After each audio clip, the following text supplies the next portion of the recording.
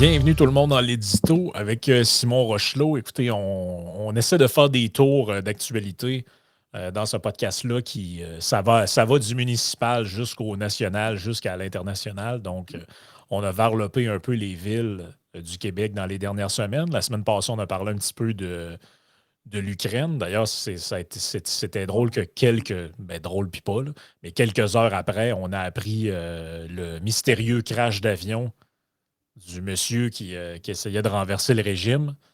Ce qui Mhm. vient un peu mettre un clou dans l'argumentaire des gens qui nous disaient c'est tout arrangé, puis lui, puis Poutine, c'est deux chums. En tout Oui. cas, d'après moi, en tout cas, il y a quelque chose il manque un morceau dans le puzzle de ceux Ouais. qui pensent ça. Et là, on revient en politique canadienne, mais au niveau fédéral.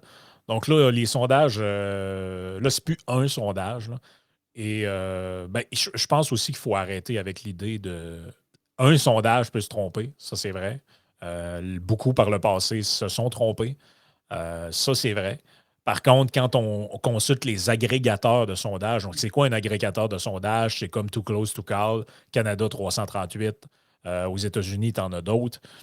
Qu'est-ce qu'ils font? C'est qu'ils prennent 7, 8, 10, 12 sondages récents, ils ont des modèles pour balancer en fonction de la véracité, de la précision de ces sondages-là. Et ils font un agrégat de tout ça Mhm. pour dire voici quelle est la mesure qu'on a des intentions de vote en ce moment.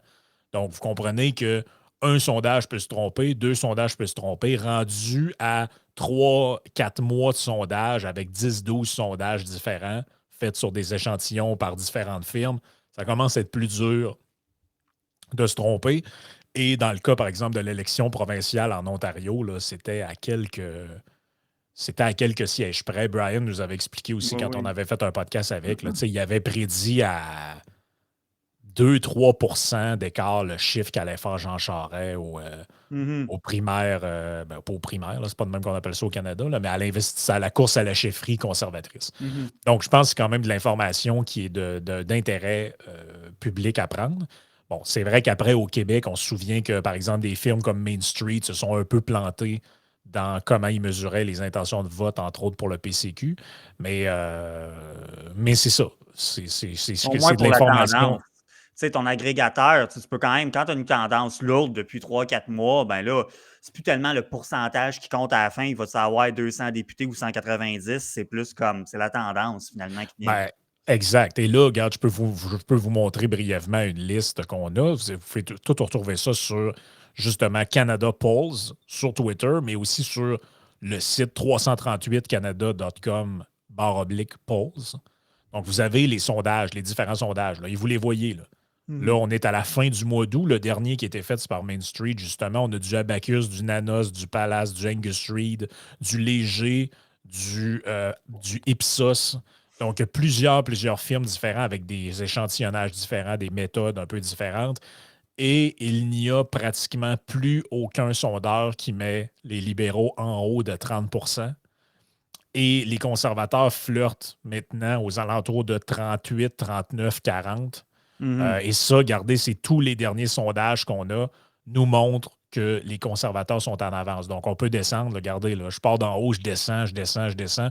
Oups, on remonte à léger. Au Ah mois de oui. mai passé, on a un libéral à +2. Mais sinon, on descend, on descend, on descend. Oups, un autre libéral. Mais vous voyez la tendance, là. Mhm. On le voit ici, la manière dont c'est agrégé. Ça, c'est le NPD. En rouge, ici, les libéraux. Bleu, conservateurs. Bleu pâle, le Bloc québécois. Et bon, en dessous, là, avec des chiffres là, plus ou moins significatifs, on a le PPC et le Parti vert. Euh, et ce qu'on voit avec les agrégats d'intention, c'est on peut voir aussi comment je pourrais dire ça, les projections.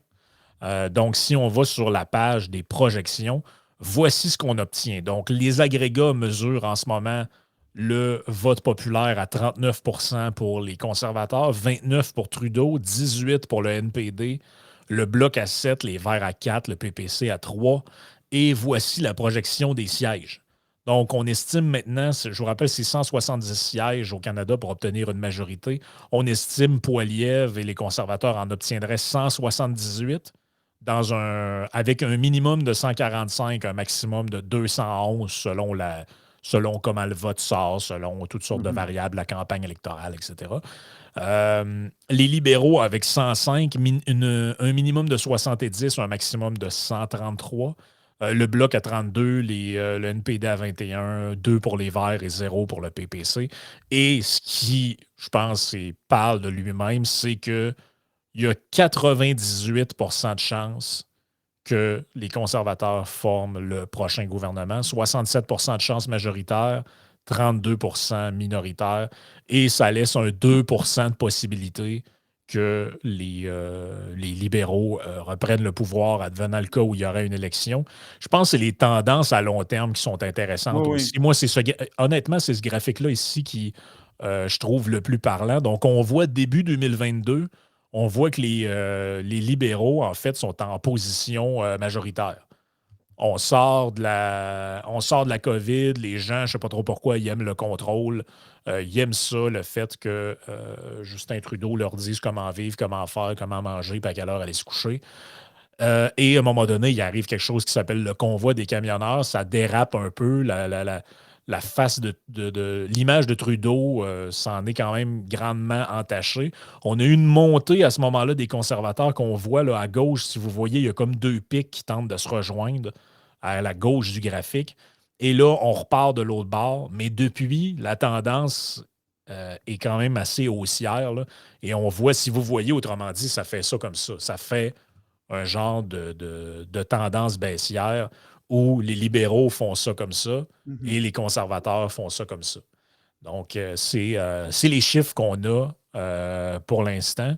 Puis tu voulais revenir là-dessus parce que tu disais, bon, c'est drôle, quand on cherche sur Google, une des premières affaires qu'on voit, c'est quand tu marques Canada, c'est Canada is broken. Oui. C'est, on Je ris, mais sent, c'est pas drôle, là, mais oui.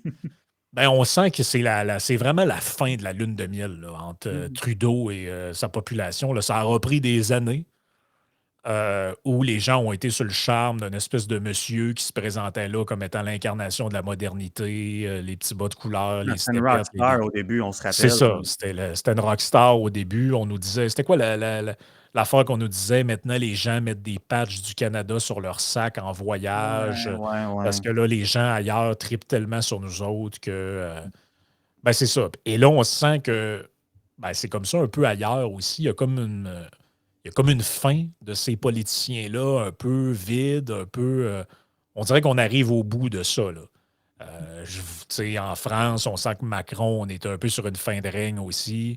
Euh, je pense que cette génération, en Australie, pas en Australie, mais en Nouvelle-Zélande, elle a déjà foutu le camp.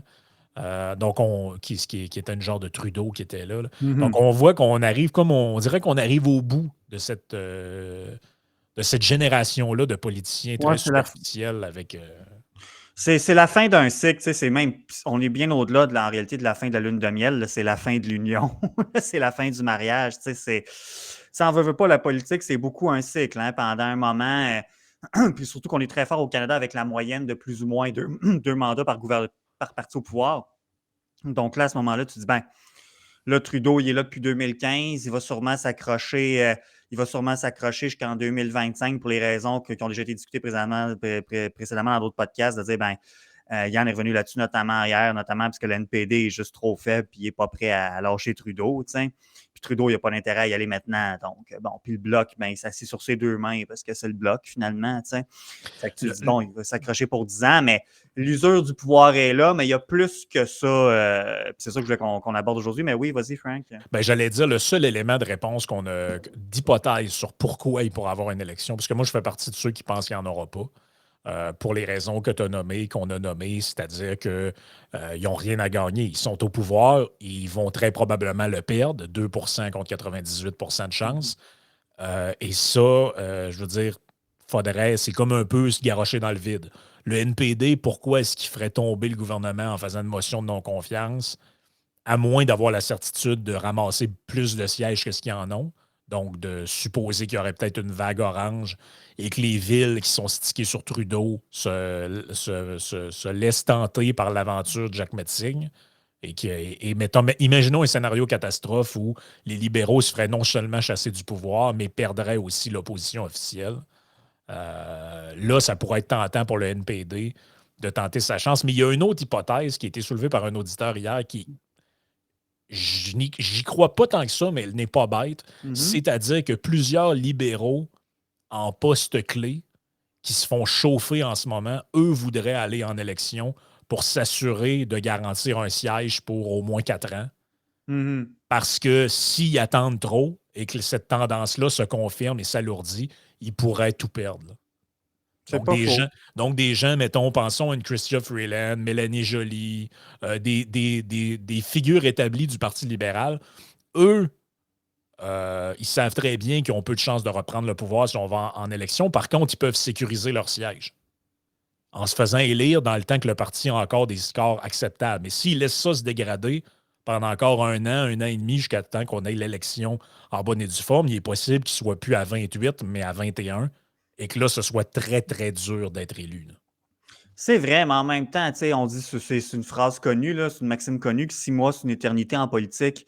Tu dis, ben, à ce moment-là, tu dis, tu sais, on ne sait pas qu'est-ce qui va arriver d'ici 1 an, 2 ans. Tu sais, moi, je pense que malgré tout, pour les raisons dont on va discuter bientôt, que je pense que le chien de M. Trudeau, il est mort, là.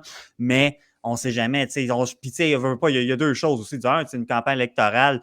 Il y a toutes sortes de choses qui peuvent se passer, qui peuvent créer un inversement de tendance. On l'a déjà vu, mais tu sais, bon, Mhm. c'est pas, tu peux pas tout miser là-dessus, là, pas avec des tendances comme on a dans des tendances autres, comme on a dans les sondages, comme on vient d'exposer.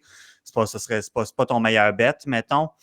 Puis sinon, encore aussi, ben, puis là, je pense, je veux pas partir de rumeurs ou quoi que ce soit, mais si jamais on découvre des choses horribles sur Poliev, des squelettes dans son placard, whatever, peut-être que ça pourrait avoir un impact, mais là, c'est de l'hyper c'est de l'hyper hypothétique. Là, on n'est pas là, là donc. Ouais.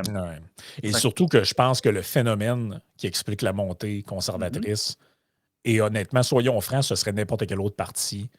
Euh, Imaginons qu'on vit la même situation qu'en ce moment, mais au lieu d'être les libéraux, ce sont les conservateurs au pouvoir, il y aurait très probablement une montée fulgurante des libéraux, parce que là, les gens cherchent des coupables pour ce qui se passe. Mhm. Et à un moment donné, c'est bien beau, on met ça sur la faute des étrangers, on met ça sur la faute d'un tel ou d'un tel, mais ça finit par écoper. Le gouvernement finit par y passer. C'est comme le coach au Oui. hockey. Pendant un temps, tu peux dire c'est à cause de lui qui se traîne les pieds, lui n'est pas bon en défensive. Un autre peut m'amener, ben, c'est le coach, puis éventuellement le DG qui se fait sacrer à la porte. Et là, je pense que le principal problème, c'est une crise de l'abordabilité au Canada. On le voit, là. Les gens, ça garoche des factures partout sur les réseaux Oui, sociaux. oui, oui. Regardez comment ça m'a coûté à telle place, ça n'a pas de sens, ça n'a pas de sens, le coût de la vie. Et au Québec, c'est vrai, mais c'est pas la pire place au Canada parce on n'a pas. Ben, pour toutes sortes de raisons, là, vous écouterez le podcast avec Pierre Desrochers Mhm. quand ça va sortir dans les prochaines semaines, d'ici 2 semaines à peu près. Mais ça reste que le Canada, le Québec est sur le chemin de l'Ontario. On fait tout ce qu'on peut pour les rattraper de ce côté-là, mais eux sont en avance. Et en Ontario, ça ne va plus du tout. Là. Et dans d'autres Non. villes aussi, notamment Vancouver. C'est pour ça que le BC est en train de flipper conservateur aussi. Et c'est le fait que des jeunes, c'est sûr que je pense que c'est un point sur lequel tu voulais insister, c'est sur le fait que il y a des jeunes qui ont été élevés dans la maison de leurs parents avec un salaire normal, conditions de vie normales, et ils pouvaient se payer une maison, soit au centre-ville ou en banlieue de la ville dans laquelle leurs propres parents à eux étaient, ont une vie relativement confortable, ont tout ce qu'il leur faut, et maintenant, leurs propres enfants, à moins de rester dans le sous-sol de chez leurs parents, doivent s'exiler et aller vivre ailleurs parce que c'est plus possible de vivre dans leur village. Ils n'ont pas les moyens, même en ayant des meilleurs emplois que leurs parents, de venir s'établir comme voisins ou comme dans le même pâté de maison que leurs parents. Et là, ça donne lieu à toutes sortes Je vais faire jouer une petite vidéoclip que tu Oui. m'as envoyé parce que je trouve que ça résume bien ce dont on a parlé. Oh, this house is for sale. Oh, you should look up what it's going for. $2 million. Oh, nice. I'm so glad I live in. Écoutez, c'est pas très chic, là, ce qui Non. se passe avec le. Puis hier, j'en ai parlé avec Sam à un moment donné dans le débrief. On regardait Mhm. ça, des prix de maison à Toronto, tout ça. Là. Tu sais, un genre de petite maison, un étage avec 2 chambres, sous-sol pas fini, terrain minuscule, quelques millions en début de banlieue de Toronto. Là. Je ne sais pas si vous savez, mais celle qu'on voyait hier, c'était 1,68 million. Là. Une maison de 1,68 million, 1,068 000, je ne sais pas si vous savez, mais à 6-7 % d'intérêt, ça fait des paiements mensuels que personne n'est capable de payer. Non, puis c'est surtout que tu dis, c'est sûr que c'est pas les mêmes secteurs, c'est pas les mêmes marchés, mais les petites maisons, celles que tu avais montrées à 1 million quelque chose, qui étaient comme au début, à la fin de Toronto, au début de Mississauga, une affaire de même, là. Moi, je me rappelle, c'est ça, encore une fois, je comprends, c'est pas le même secteur et tout et tout, mais moi, des maisons de même, là, j'en voyais il n'y a pas si longtemps dans des petits villages au Québec, c'était des maisons à 100 000 là. C'était des maisons à 100 000 je veux bien croire, c'est Toronto puis tout, mais entre guillemets, c'est toujours bien rien que Toronto aussi. Toronto, Mississauga, on va se calmer là, à un moment donné. Là, tu te dis pas, tu n'es pas en plein centre-ville de Londres ou je sais pas trop quoi. Puis même là, à un moment donné, ça reste quand même une maison. Somme toute, c'est vivable, mais c'était somme toute très modeste. Ça faisait un peu. Tu voyais ça, tu vois des fois ça dans les films, tu vois ça un peu. Quand tu as des reportages sur les gangs et tout. Puis je veux pas avoir l'air de me moquer de la maison ou de la personne qui vit là, mais genre la petite maison, tu vas voir en Californie, tu as le driveway. Tu as le driveway en asphalte, puis le terrain en avant, tu n'as pas vraiment de gazon. C'est comme plus ou moins des briques de ciment ou de l'asphalte. Là. Ben oui. C'est ça. Là, tu dis, ça ne peut pas être au-dessus d'1 million, cette affaire-là. Ça doit être de l'argent canadien. Là, ça ne peut pas être au-dessus d'1 million. Ça se peut juste pas. C'est comme. Et c'est pour ça, je trouve que, puis la question, dans la présentation que tu as faite avant de mettre la vidéo, c'est que c'est ça, c'est même pas tant une question de genre, tu habitais en banlieue ou tu habitais au centre-ville. C'était que peu importe où c'est que tu habitais, parce que le phénomène est tellement répandu au Canada actuellement, à différents degrés d'intensité, dépendamment des régions, mais c'est que peu importe où est-ce que tu habites, où est-ce que tu as grandi au Canada, il y a de plus en plus de gens qui se ramassent dans une situation que, ils sont plus éduqués que leurs parents, de meilleurs revenus que leurs parents, meilleures conditions, meilleurs salaires, etc. Ils n'ont pas les moyens de retourner vivre dans le quartier où ils ont grandi. Et ça, c'est là que la chaîne débarque. Vous avez été élevé dans un bungalow à Toronto. Je vais vous en montrer un. C'est que j'ai pris le premier du bord. Je vous dis, j'ai fait aucune sélection. On prend le premier du bord. Regardez où il se situe. Donc, à mi-chemin à peu près entre la ville de Toronto et Mississauga. Donc, quand même, là, c'est vrai que vous êtes bien placé. Tu sais, c'est pas un trou. Là. Ben, regardez la maison. 2 200 000 C'est un bungalow, comme puis il s'en est construit plein au Québec, là, bon, qui est un garage puis une entrée. Ça a été bien rénové. C'est un beau bungalow dans ce sens que ça a l'air grand puis tout. C'est pas un petit bungalow de 1200 pieds carrés, mais. Mais pensez-vous, mais 2 millions. Il y a quand même de la tapisserie fleurie dans le. Ouais. Oh, puis il y a du gros chat. Je veux voir le chat rouge. La salle de bain n'est pas bien au goût du jour. Dans le sous-sol, il y a du tapis rouge puis des genres de murs en genre de faux bois de l'époque. Du préfini. Ah ouais. Le gros chat rouge, toi. La salle de bain dans le sous-sol. La salle de lavage sur le ciment. Tu sais, c'est pas une maison qui vaut 2 100 000. Mais tu sais, il y a un trend sur Instagram et sur TikTok. Je pense qu'il vient de TikTok au départ. C'est des Canadiens qui sont souvent à Toronto ou Vancouver, puis ils regardent, OK, telle célébrité américaine, mettons, pour 2,5 millions, voici sa maison aux États-Unis. Puis là, tu vois l'espèce de mansion, puis ça n'a aucun sens. T'sais. Et voici ce que tu obtiens à Toronto ou à Vancouver. Puis tu vois l'espèce de maison, somme toute bien ordinaire. Puis t'es comme. Moi, je ne check plus ces vidéos-là parce que ça me déprime. Là. Ben oui, puis tu sais, je veux dire, parce qu'il y a des gens qui se sentent floués, carrément floués par ça. Là. Ils se disent, ben voyons donc, mais c'est quoi, là? Parce que le case avant, tu sais, c'était quoi l'argument avant? C'est que tu disais, au Canada, tu es plus imposé qu'aux États-Unis, mais le système de santé, il est gratis. Bon, évidemment, les auditeurs de Yann et Frank savent qu'il n'y a rien, there's no such thing as a free lunch, comme disait Milton Friedman, là, mais mettons, tu dis, OK, tu es plus imposé au Canada qu'aux États-Unis, mais le système de santé est gratis, le filet social est un meilleur filet social, puis ouais, c'est ça. Puis finalement, mais le coût de la vie n'est pas vraiment plus élevé. Je cherchais le dernier bout, mais c'est ça, le coût de la vie n'est pas vraiment plus élevé. Et là, c'est plus vrai pantoute. Là. C'est plus vrai. Le système de santé, il est encore gratis selon comment certaines personnes définissent le gratis. Mais encore faut-il que tu y aies accès. Là, encore, hier, j'ai eu des histoires de gens que je connais qui ont une chance sont allés au privé parce que sinon, ils leur en auraient peut-être pas resté trop longtemps. Là. Je ne veux pas rentrer dans les détails, là, mais Tu dis, bon, OK. Fait que t'es imposé comme c'est pas, tu sais, taxes, impôts, etc. Yann en parlait ce matin, là. Tu sais, les taxes sur les véhicules de luxe, là, c'est parce que, tu sais, toi, tu disais, tu as réussi à payer ta Civic 27 000, mais je sais pas si c'est d'une quelle année, mais tu sais, je regardais la nouvelle Civic, là, c'est quasiment rendu un peu d'options, tu es rendu à 37 000. T'es plus rendu loin du 40 000 de la taxe de luxe du Québec, là, tu sais. Fait que c'est là que tu vois que le coût de la vie est rendu très cher, très, très cher, comme même les chroniqueurs du Dôme qui ont tous voyagé en Europe, cet été l'ont vu. Le coût de la vie est rendu très élevé. Tu payes beaucoup de taxes. Beaucoup de taxes et impôts, tes services, t'en as, mais encore faut-il que tu. Encore faut-tu réussir Oui. à avancer dans le fil d'attente. Puis là, l'habitation, ça n'a plus de maudit bon sens. Là. Ça n'a plus de bon sens. Ben, écoutez, voulez-vous on va se faire mal un peu, là? J'ai cherché Florida House for Sale. J'ai pris une des premières du bar. Ah, 550 000. Regardez à Pio. j'ai du mal à regarder. J'ai du mal à regarder. Regardez la maison sur le bord d'un lac à Orlando. Regardez à Pio. Pas moi qui l'ai inventé. Là. C'est peut-être pas tant que ça non plus. Je veux dire, Ben, ça sort pas de décor ta vie. C'est ça que je veux dire. Là. non, mais tu sais, des beaux planchers de bois, les armoires, ces armoires sont correctes. Ça que, oh, oui. bon, c'est pas.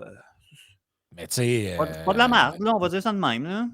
Je sais pas, là, mais regardez la Grande grosseur de la maison, grand propriété. terrain. Regardez l'emplacement sur le bord de l'eau, la grosseur de la propriété. Celle-là à Toronto, en passant, c'est 8 000 $ de taxes. C'est-tu bien ça que j'ai vu? 8 000 $. Je vais vous retrouver le montant pour être bien certain. 8 500 $ de taxes municipales. Et ça ici, parce que là, les gens vont dire « Ouais, mais les taxes, pas pareil. » Puis, Veux-tu que je te mette une maison que tu peux avoir sur l'île de Montréal, mais en banlieue pour 550 000? Veux-tu que je t'en montre une? ah ouais, pourquoi pas? Attends un Tiens, petit peu de moi. je t'en mets une dans le chat, je t'en montrerai une. On a les taxes municipales, c'est sensiblement la même chose. Là. Mm-hmm. C'est sensiblement en prorata. Là. Puis là, vous comprenez, j'ai là, ce que Yann va vous montrer, j'ai fait exprès de prendre une maison à Montréal et pas Toronto, Vancouver, parce qu'on sait déjà que Toronto, Vancouver, c'est de la folie pure. Là. Non, mais ça n'a pas de sens. Ça n'a pas de crise de sens. Là. Mais là, à l'écran. Ça n'a juste pas de sens. Là. Ça n'a juste pas de sens. Là. Une maison pour 545 000, le même prix que l'autre, à Beaconsfield. Puis c'est correct, là. C'est pas, je veux dire... Moi, j'adore Beaconsfield, personnellement. Sauf que, tu sais, là, j'ai fait exprès de prendre comme une des moins belles de Beaconsfield. Parce que Beaconsfield, c'est connu pour être le toit est fini. Ouais. Le toit est fini. Toi, la toiture, le terrain. T'achètes ça pour le terrain. Est à refaire. Ouais. Terrain, la clôture est en train de tomber à terre. T'as pas vraiment de photo dans dedans, si je me rappelle bien, qui est toujours un mauvais signe. Non, ça, c'est jamais bon signe. Il n'y a pas de photo dans dedans. Ça veut dire qu'en dedans, là... Moi, j'aime beaucoup Beaconsfield. J'ai des êtres chers, une personne en particulier, là, un être très cher à moi qui demeure là, tu sais. Puis c'est un coin qui est reconnu pour être cossu, Beaconsfield, sur l'île de Montréal. Tu sais, c'est sur l'île, mais t'es dans l'ouest de l'île, t'es en banlieue, t'es pas au centre-ville ou rien de ça.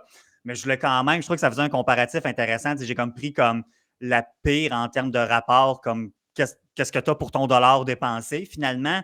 Mais quand même, je trouve que, je pense qu'une image vaut 1000 mots, finalement. Voulez-vous que je vais vous en mettre une autre? Celle-là, ça va faire plus mal encore. Attends, j'ai hâte de voir ça.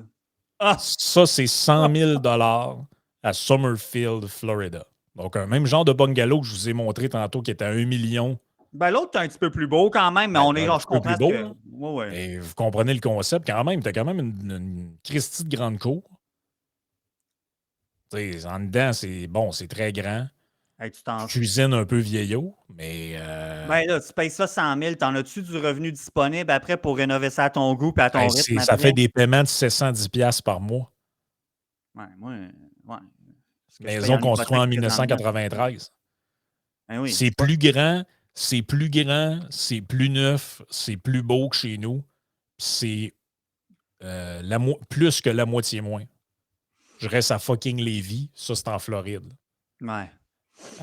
J'ai payé Euh, beaucoup plus cher que le montant que tu as affiché. Moi, c'est plus moderne chez moi et tout, là, mais c'est un condo, tu sais. Puis tu dis, bon, parce que c'est ça, quand tu payes 100 000 pour une maison, quand même que le taux d'intérêt serait à 7 t'empêches pas de dormir la nuit, là, on s'entend. mais le Canada est brisé. Canada est brisé. C'est ça la réalité. Les gens sont plus capables de s'acheter des propriétés dans leur quartier d'enfance. Les appartements sont pas louables. Puis là, c'est ça. Tout le monde cherche des boucs émissaires. Puis c'est pas prêt à dire que c'est de la faute nécessairement à Trudeau comme tel, tout ce qui arrive, mais c'est son gouvernement qui est là. Et surtout, je pense que c'est ça qui fait le plus mal. C'était une clip qui avait sorti Poilievre. Il s'est fait élire en 2015 et c'était une de ses promesses de rendre l'habitation plus abordable, que tous les Canadiens pourraient avoir une maison, etc. Puis là, après, ils sont arrivés avec le CELIAP, sont arrivés avec d'autres cossins. Mais là, le système est sauté. Là. Mais c'est ça, je pense que c'est important de dire. Effectivement, Trudeau et son gouvernement ne sont pas les principaux responsables de ce qui arrive, mais ils ont très certainement une responsabilité. C'est-à-dire qu'on le sait, là, probablement, ils n'ont jamais fait, depuis qu'ils sont au pouvoir, même si ça allait bien en 2015, Yann le dit souvent, ils n'ont jamais présenté un budget équilibré. Pendant la COVID, ils ont dépensé. Puis je n'étais pas contre les déficits pendant la COVID, là, comprenez-nous bien, mais peut-être que ça s'est étiré un peu trop dans le temps. Peut-être qu'ils ont faire des déficits pour la COVID, c'est une chose, mais je pense qu'on est allé beaucoup trop loin. Il y a eu trop d'injections d'argent dans le système. Tu dis, bon, c'est pas eux les principaux responsables. C'est beaucoup comme quand le trio économique avec Pierre Desrochers, le dernier trio économique avec Pierre, va se rendre disponible. J'invite les gens à l'écouter. Vous allez voir que les villes. C'est pour ça que j'en parle beaucoup dernièrement. C'est parce que je le dis tout le temps, il faut s'investir au municipal. Parce que de mon humble avis, je pense que les villes sont les principales responsables, mais quand même, le fédéral, ces dernières années, n'a très certainement pas aidé. Puis en quelque part, ben, c'est plate, mais c'est Trudeau qui est assis sur le trône, de façon de parler. Tu sais, quand ça va bien dans l'économie et que le gouvernement, il n'y a pas rapport là-dedans, il ne se gêne pas pour quand même récolter, s'en vanter puis se revendiquer du crédit qui ne leur revient pas. Fait que c'est plate, là. Mais là, quand tu es dans mais quand les gens sont aussi frustrés qu'en ce moment avec le coût de la vie, qu'il n'y a juste plus de maudit bon sens au Canada, puis que tu n'es pas plus proactif que ça, ben, tough luck, tu vas payer pour. C'est plate, mais tu vas payer pour, puis ça ne m'apparaît pas injustifié. Donc, tu pourrais dire, ah, mais c'est pas juste, c'est pas principalement de sa faute. Ben, il y a une part de responsabilité là-dedans, pareil. Puis, de la manière qu'il se comporte, ben, moi, c'est tout à fait justifié. Puis, c'est de là que nous, en tant que libéraux classiques et non libéraux Trudeau, c'est pour ça que nous, on trouve ça important de respecter les champs de compétences et tout, ces différents paliers de gouvernement, fédéral, provincial, municipal. Bon, mais c'est là que je trouve que l'approche de Poilievre, elle est habile. Parce que lui, il ne va pas. Tu sais, lui, comment il y va, c'est ça, c'est faire indirect, c'est d'y aller de façon indirecte. Mais moi, je suis tout à fait à l'aise avec ça. C'est-à-dire, écoutez, mes amis, les villes, c'est pas moi qui va construire à votre place, parce que c'est dans votre cours d'autoriser les permis de construction, etc., de dézoner les patentes de même. Mais par exemple, si vous ne relâchez pas un peu la réglementation, ben moi, je vais retenir les transferts que j'envoie aux municipalités. Puis les villes étant tellement money hungry, sont tellement dépendantes à l'argent que j'ai bon espoir que ça ait un certain résultat. Mais on ne reviendra pas à des prix pré-2015. Oubliez ça. Là, mais rendu là, si ça pouvait juste se stabiliser, même si c'est loin d'être idéal, qu'on puisse respirer. Un peu comme les années 90.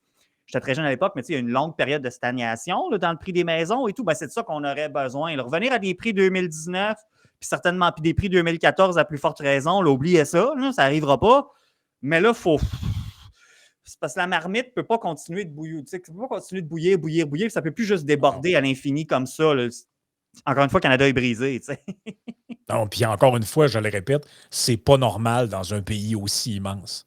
Je veux dire, la Floride, c'est un petit territoire relativement. Ils ont toutes sortes d'enjeux d'immigration là-bas. Parce que là, ici, la réponse facile, c'est de dire il y a trop de monde qui vient, on n'est pas capable de. Tout ça. Hey, en Floride, voulez-vous voir la quantité de gens qui immigrent là-bas? Depuis la COVID, c'est fou. Depuis la COVID, c'est fou. Là. Ben, Christy, les gens sont encore capables de se louer un logement puis, ou d'acheter des maisons. Puis les maisons, ils en construisent, puis des quartiers, ils en bâtissent. Puis ça a l'air à fonctionner. Même chose au Texas, même chose ailleurs. Bon, mais ici, il semble avoir un problème. On est dans le deuxième plus grand pays au monde. Il y a 0,2 du territoire, ou à peu près, qui est, qui est habité, où il y a des gens qui vivent dessus. Là.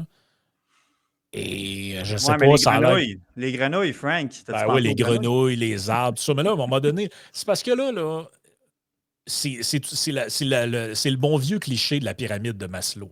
Mhm. c'est que là le premier étage de la pyramide de quoi c'est de Maslow, c'est quoi? C'est les besoins de base. Les besoins de base qui doivent être comblés avant les besoins secondaires, éventuellement les besoins tertiaires et les choses comme le loisir, le divertissement, tout ça, ça vient à la fin. Bon, mais t'as bien beau offrir du pain et des jeux à la populace pour les calmer, un peu de festival, un peu d'humour, un peu de ci, un peu de ça. Si les besoins primaires ne sont pas ou mal comblés, vous allez créer une insatisfaction et éventuellement une colère politique qui va se manifester d'une manière ou d'une autre parce que c'est les besoins de base. Les besoins de base, c'est quoi? C'est manger, se loger, se vêtir et sa sécurité physique. C'est pas mal ça, là, grosso modo. Là. C'est-à-dire rester en vie, manger, s'habiller et avoir un toit sur la tête. Ça, là, c'est. Puis même en 2023, on pourrait dire se déplacer aussi. C'est pas mal. Ça fait partie des besoins de base. Ben là, les gens ont de la misère à mettre du gaz dans leur char. Les maisons sont chères comme ça n'a jamais été. Il reste à peu près juste les vêtements là, qui n'ont pas été attaqués par tout ce truc-là. On est encore capable de s'habiller.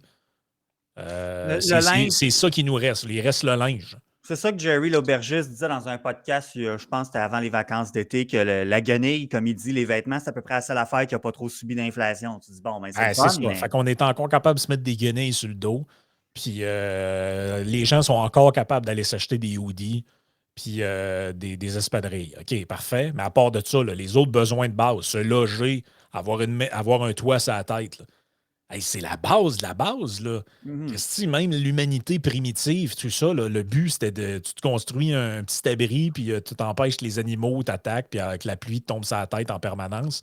C'est comme la base de la base, là, depuis que l'humanité, en tout cas au moins depuis qu'on est sédentaire, là, c'est de se construire un petit abri, puis de vivre dedans. Mais là, je veux dire, vous avez des gens là, qui c'est devenu un enjeu dans leur vie. Hey, je vais rester où? Comment je vais faire me trouver un logement? Comment je vais faire pour me trouver une maison puis avoir une vie? Et Ouais, là, de tout ça va découler plein d'autres problèmes.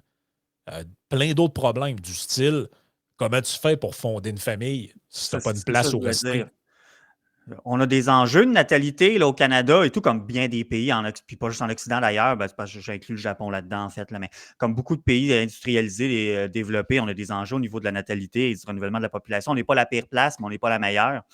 Et là, c'est que, tu sais, je veux pas être plate, puis je le sais qu'il y en a des gens qui sont dans cette situation-là, puis, tu sais, ils ont toutes mes sympathies, mais moi, ça me tentera pas d'élever une famille dans un 2,5 là, qui va coûter 2000$ par mois, là. Non, Ça, c'est ça. ça arrivera Et- pas, là. Ça arrivera pas. Puis là, de l'autre bord, ben là, on dit que c'est la faute aux immigrants si tout coûte cher. Ça n'a aucun rapport, tu sais. Ça n'a aucun rapport. Puis ça, tu vois que tu as une classe politique qui est déconnectée. Tu sais, moi, j'ai quand même des sympathies pour je l'ai dit souvent, j'ai des sympathies pour les minorités, quelles qu'elles soient, incluant les minorités sexuelles, tu sais. Mais là, c'est parce que Trudeau, tu sais, qui est toujours sur ses sujets de prédilection à lui, puis qui refuse. En tout cas, là, il a commencé, là, il a dit ça il y a une couple de jours que là, c'était sa première priorité, le logement. Ben, hâte de voir ça, là, mais parce qu'il me semble qu'en 2015 aussi, c'est ça que Poilievre a sorti, qu'il allait rendre ça Ah abordable. oui. Mais l'hypothèque moyenne au Canada a doublé depuis que Trudeau est au pouvoir. Encore une Ah fois, c'est oui. pas 100% de sa faute, mais il y a certainement une part de responsabilité là-dedans. Là, c'est ça qui est frustrant aussi, comme je dis, c'est que tu as ta classe politique qui est complètement pas au diapason avec la population. J'inclus évidemment le gouvernement là-dedans. Là, ça fait une couple de fois que vous en parlez. Là, le gars du bloc, là, Villemur, là, le gars du bloc là, qui fait ses plaintes, là, qui a fait une plainte à l'OQLF là, parce que le RIPFest, là, c'était pas en français. Là. C'est bon, on s'en crisse-tu? Ben là, c'est ça, là. Mais ça revient à ce que je disais. C'est l'histoire de la pyramide des besoins puis de l'échelle de priorité. C'est que tu as du monde qui ont de la misère à avoir un toit sur la tête. On s'en sac-tu dans quelle langue est le festival puis de l'affichage du fait. Ben, il y a du monde qui s'en sac pas, mais ceux qui s'en sacent pas, je vais vous dire de quoi. Ouais, C'est tout maison du payée monde. depuis longtemps. Ouais, mais c'est ça, c'est tout du monde que la maison est payée depuis longtemps, puis le chèque de retraite rentre dans le mal. Mm. Mais ceux que la vie commence, là, puis qui essayent de se trouver un toit, puis qui essayent puis qui en pleurent le soir, là, parce qu'ils sont pas capables de se trouver une place où rester sans se ruiner. Là. Mais eux autres, ils s'en sacent pas mal du festival de la Ribe à Trois-Rivières. C'est ça la réalité. Et justement, parlant des délires de Trudeau, on Ouais, va en parler un peu dans la partie ouais. Patreon. Joignez-vous à nous. Là, Trudeau met en garde les gens là, de minorités sexuelles. N'allez surtout pas aux États-Unis. Je ne sais pas si votre vie est en danger, là, mais bref, là, c'est dangereux. C'est dangereux pour les minorités là-bas. Et aussi, la Suède qui renoue ou qui envisage renouer avec l'énergie nucléaire. Donc, joignez-vous à nous, patreon.com/i Sénéchal.